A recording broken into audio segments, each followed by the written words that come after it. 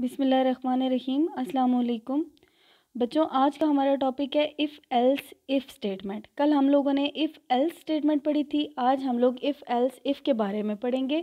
तो if else if statement इसलिए इस्तेमाल की जाती है जहाँ पे हमारे पास बहुत सारे ऑप्शंस या बहुत सारी कंडीशंस मौजूद होती हैं और हमने उसमें से किसी एक को एग्जीक्यूट करवाना होता है, ठीक है, और फिर हम उसके ऊपर कंडीशन लगाते हैं। If else if statement can be use to choose one block of statements from many block of statements.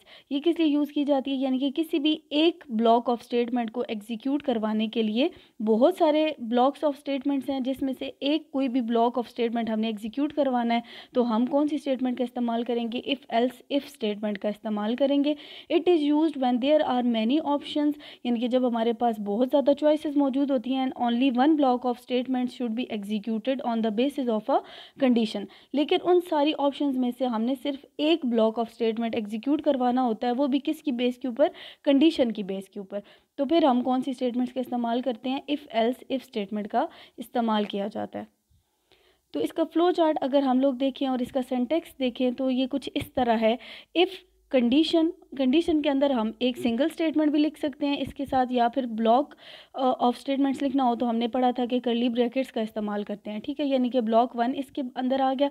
फिर उसके बाद क्या लगेगा? एल्स इफ़, यानी कि पहला हमेशा इफ़ होगा, फिर उसके बाद जो भी इफ़ आप लगाएंगे वो एल्स के साथ लगाएंगे, ठीक है। एल्स इफ़ यानी कि अगर ये इफ़ ना चला तो फिर ये वाला चलेगा, ठीक है, इसकी जो कंडीशन होगी वो चेक की जाएगी। फिर इसके अंदर ये ब्लॉक ऑफ स्टेटमेंट है जिसको ब्लॉक 2 का नाम दिया गया। अगर ये भी गलत हुआ तो फिर ये थर्ड कंडीशन चलेगी, यानी कि एल्स इफ़ कंडीशन की थर्ड कंडीशन होगी।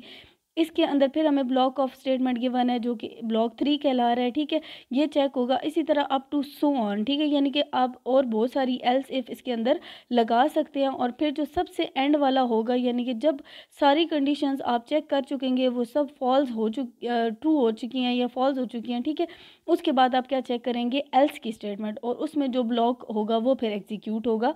अगर हम लोग यहाँ पे देखें तो यहाँ पे हमारे पास फ्लो चार्ट में कंडीशन गिवन है, ठीक है, कंडीशन 1।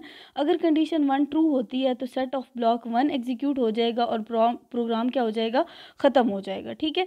लेकिन अगर पहली कंडीशन गलत हो जाती है, ठीक है, तो फिर यानी कि फॉल्स की सेंस में फिर वो क्या करेगा? दूसरी कंडीशन पे जाएगा, दूसरी कंडीशन को चेक करेगा। अगर वो ट्रू होती है तो दूसरा सेट ऑफ ब्लॉक क्या हो जाएगा? एग्जीक्यूट हो जाएगा और प्रोग्राम क्या हो जाएगा? एंड हो जाएगा। फिर इसी तरह अगर कंडीशन टू अगर फॉल्स हो जाती है तो फिर क्या होगा? फिर अगली कंडीशन चेक होगी। फिर इसी तरह अगर वो ट्रू होती है तो वो सेट ऑफ स्टेटमेंट या ब्लॉक ऑफ स्टेटमेंट एग्जीक्यूट होगा और प्रोग्राम एंड हो जाएगा। और अगर फॉल्स होती है तो फिर अगले वाली कंडीशन पे चला जाएगा, ठीक है। Working of if else if statement. The test condition in if-else statement with multiple alternatives are executed in the sequence until a true condition is reached।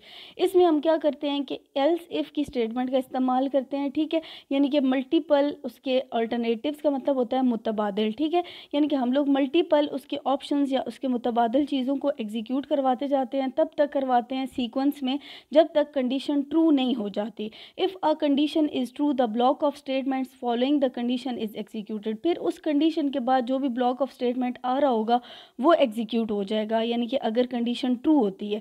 The remaining blocks are skipped, जो बाकी के blocks होंगे वो सारे क्या हो जाएंगे? Skip हो जाएंगे, ठीक है। जैसे कि पिछले वाले अगर कंडीशन में हम लोग या सिंटेक्स में इधर देखें, यानी कि अगर इफ़ वाली कंडीशन फुलफिल होती है तो ब्लॉक 1 एग्जीक्यूट होगा, बाकी सारे एल्स इफ़ और एल्स की सारी कंडीशंस क्या हो जाएंगी? स्किप हो जाएंगी, ठीक है। The remaining blocks are skip if a condition is false, और अगर कंडीशन फॉल्स होती है the block of statement following the condition is skip. तो फिर वो जो उस कंडीशन के बाद जो स्टेटमेंट्स आ रही होंगी वो स्किप हो जाएंगी। The statement after the last else are executed if all the conditions are false, ठीक है।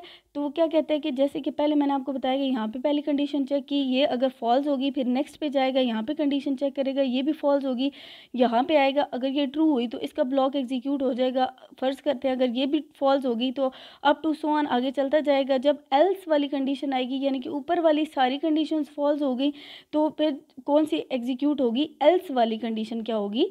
एग्जीक्यूट होगी, ठीक है, यानी कि एल्स के अंदर जो आपका ब्लॉक एन आ रहा है, यानी कि उसके अंदर जो सेट ऑफ स्टेटमेंट है वो एग्जीक्यूट किया जाएगा। तो यहाँ पे अगर हम इसकी एग्जांपल देखें, write a program that input a number from user and determines whether it is positive, negative और ज़ीरो। अब आप देख सकते हैं कि हमने चेक करना है कि जो यूज़र नंबर इनपुट करवा रहा है वो पॉजिटिव है, नेगेटिव है या ज़ीरो है। ठीक है, हम लोग वैसे इफ़ स्टेटमेंट का इस्तेमाल भी कर सकते थे, लेकिन हम लोग ने इसलिए नहीं किया क्योंकि वो बार बार फिर उसी कंडीशन को चेक करता है। तो यहाँ पे हम किस स्टेटमेंट का इस्तेमाल करेंगे, इफ़ एल्स इफ़ का इस्तेमाल करेंगे। यहाँ पे इंट एन डिक्लेयर करवाया गया, यहाँ से यूज़र से नंबर इंटर करवाया गया और पहली कंडीशन क्या लगाएगी, if n is greater than zero. आपको पता है कि पॉजिटिव नंबर कौन से होते हैं, जो ज़ीरो से बड़े होते हैं, और नेगेटिव जो ज़ीरो से बिलो होते हैं, और इक्वल आपको पता है कि जो ज़ीरो के इक्वल आए। ठीक है, तो यहाँ पे हम किस तरह इसको इस्तेमाल करेंगे, if n is greater than zero, तो क्या प्रिंट करवाए, द नंबर इज़ पॉजिटिव। अच्छा, ये तो एक कंडीशन होगी। फिर अगर ये कंडीशन नहीं चलती, यानी कि अगर नंबर पॉजिटिव नहीं होता, तो फिर एल्स इफ, वरना फिर क्या चेक करें, n is less than zero. क्या एन लेस देन ज़ीरो है, यानी कि जो यूज़र नंबर इनपुट करवा रहा है क्या वो पॉजिटिव नहीं है, तो फिर वो नेगेटिव भी तो हो सकता है ना। तो यहाँ पे वो कंडीशन लगाई, फिर वो क्या प्रिंट करवाएगा, द नंबर इज़ नेगेटिव। अगर ये भी कंडीशन फॉल्स हो जाती है तो एल्स में उसने क्या कहा है, फिर एल्स में कंडीशन नहीं लगेगी क्योंकि पहले ही दो कंडीशन चेक हो चुकी हैं। यहाँ पे वो डायरेक्ट क्या कहेगा, द नंबर इज़ ज़ीरो, यानी कि एल्स में क्या कहेगा, द नंबर इज़ ज़ीरो। तो यहाँ पे आप देख सकते हैं कि आपको मल्टीपल चॉइसेस अवेलेबल थी। ठीक है, उसके लिए आपने इफ़ एल्स इफ़ स्टेटमेंट का इस्तेमाल किया, यानी कि हर इफ़ में आपने क्या लगाई, एक कंडीशन लगाई, और तब तक ये चेक होती रहती हैं जब तक कि आपकी जो कंडीशन है वो ट्रू नहीं आ जाती। ठीक है, और अगर ऊपर इफ़ वाली कोई भी कंडीशन ट्रू ना आए तो फिर कौन सी आपकी स्टेटमेंट एग्जीक्यूट होती है, जो सिंपल एल्स में, यानी कि सबसे एंड पे जो आपने एल्स लगाया हुआ होता है उसके अंदर जो आपकी स्टेटमेंट होती है वो एग्जीक्यूट होती है। ठीक है, जैसे कि मिसाल के तौर पे हमने यहाँ पे नंबर ज़ीरो एंटर करवाया है, zero is greater than zero, नहीं ये तो गलत है। ठीक है, तो ये कंडीशन गलत होगी, इसका मैसेज डिस्प्ले नहीं होगा, नेक्स्ट कंडीशन पे चला जाएगा। कंट्रोल अब अगले एल्स इफ पे गया, यहाँ पे n is less than zero है और हमने क्या एंटर करवाया है, zero, zero is less than zero, no, यहाँ पे भी ये कंडीशन क्या होगी, फॉल्स होगी। फिर अब क्या होगा, यानी कि अब सारी दोनों कंडीशन हमारी फॉल्स हो गई हैं। अब पीछे रह गया एल्स के बाद क्या आ रहा है, एल्स में तो कंडीशन है ही नहीं क्योंकि दो कंडीशन हम ऑलरेडी चेक कर चुके हैं। एल्स में क्या है कि द नंबर इज़ ज़ीरो। तो ये तो सही बात थी कि हमने इनपुट भी क्या करवाया था, ज़ीरो नंबर करवाया था, तो इसलिए उसने मैसेज का डिस्प्ले करवाया हमें, द नंबर इज़ ज़ीरो। एक और एग्जांपल देख लेते हैं, write a program that inputs test score of student and display his grade according to the given criteria. यानी कि आपको पता है कि टेस्ट स्कोर अगर ग्रेटर देन या इक्वल टू 90 है तो उसका ग्रेड क्या हो, ए हो, इसी तरह 80 से 89 के दरमियान है तो बी, इसी तरह 60 से 69 डी, और बिलो 60 क्या आप ग्रेड देंगे, एफ़।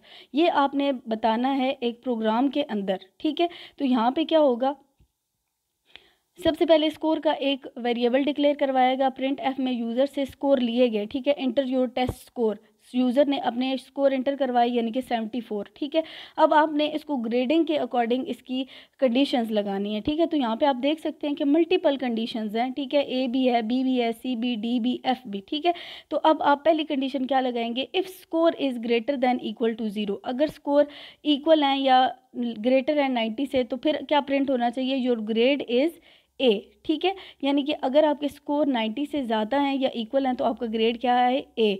एल्स इफ़ अगर तो ये नहीं फुलफ़िल हो रही तो अगली में क्या लगेगा, 80 से 89, यानी कि स्कोर अगर ग्रेटर हैं इक्वल टू 80 के तो फिर आपका ग्रेड क्या होना चाहिए, बी। इसी तरह else if score is greater than equal to 70, यानी कि 70 से बड़े या इक्वल हों आपके स्कोर्स तो फिर आपको क्या प्रिंट होना चाहिए, योर ग्रेड इज़ सी। ठीक है, इसी तरह अगर नेक्स्ट हम लोग देखें तो else if score is greater than equal to 60 तो उसका ग्रेड क्या होना चाहिए, डी। यानी कि अब हमारे पास बाकी सारी कंडीशंस ख़त्म हो गई। ठीक है, अब हमारे पास लास्ट में क्या बची, बिलो 60।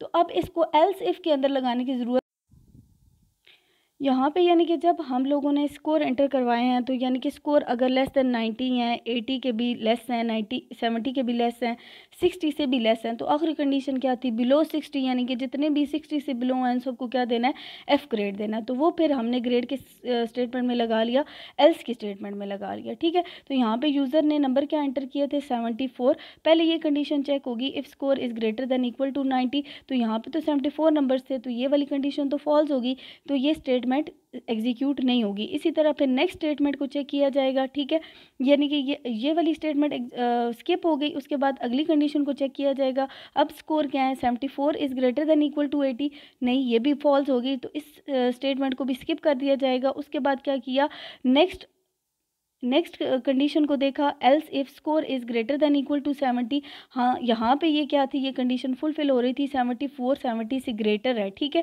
तो यहाँ पे अब क्या एग्जीक्यूट होगा, योर ग्रेड इज़ सी, और बाकी अगले वाली जितनी भी कंडीशंस हैं वो सब क्या हो जाएंगी, स्किप हो जाएंगी, ठीक है। यानी कि ये तब तक चेक करता है जब तक कंडीशन ट्रू नहीं आ जाती, और अगर फ़र्ज़ करेंगे ये सारी कंडीशंस ट्रू नहीं होती, फॉल्स होती रहती हैं, तो फिर एंड पे आके कौन सी एग्जीक्यूट होगी, सिंपल एल्स वाली मतलब एग्जीक्यूट होगी।